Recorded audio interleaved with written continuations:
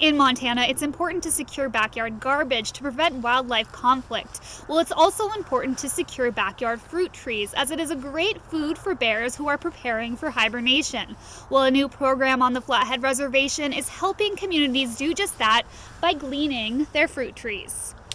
Studies have shown that after trash, apples and fruit generally are like the second most common reason why bears come into conflict with people, and it's one that's just not talked about as much as trash, because I think trash is really obvious and it has maybe a more straightforward solution. While securing trash may look like fencing or locked containers, an important next step for bear conflict mitigation is gleaning, or picking fruit bit by bit from residential trees. This fall, the first ever CSKT fruit gleaning program launched to promote that strategy. Yeah, it kind of just has really come to fruition, and it's been really successful.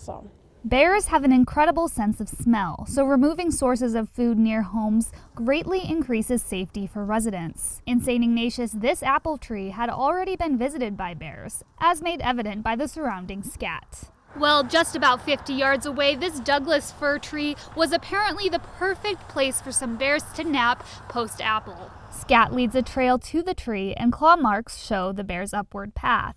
This time of year, bears need to put on weight to prepare for hibernation. Everything and anything that they can eat to fatten up and prepare for the winter, and fruit trees are literally easy pickings. Leaving attractants near human dwellings can instill dangerous behavior in bears, something these grizzly bear conflict specialists want to avoid. As much as we love living in Montana, living with bears and having them on our landscapes and ecosystems, we want to be safe, and we want the bears to be safe as well. So yeah, programs like this really facilitate coexistence in that way.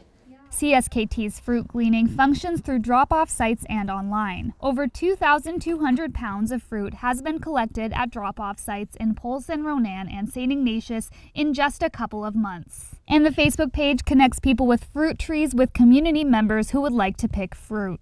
Just trying to connect those people to get the community involved in helping reduce bear conflicts. The project also promotes food sovereignty, as it feeds the community for free. The produce is redistributed to food banks or to farmers who can feed the damaged and decayed fruit to livestock. Helping people, utilize fruit, and so it's not going to waste on the landscape. And there is no concern of disruption to a bear's ecosystem. We live in an area that has had, legacy apple trees for a long time. It's been really important in Mission Valley bears, part of their diet, and so they've naturally kind of spread and planted trees in the wild. So there are a lot of wild trees that are okay for bears to be eating. Fruit collection gear and large boxes are available as part of the program, which will likely continue until early November.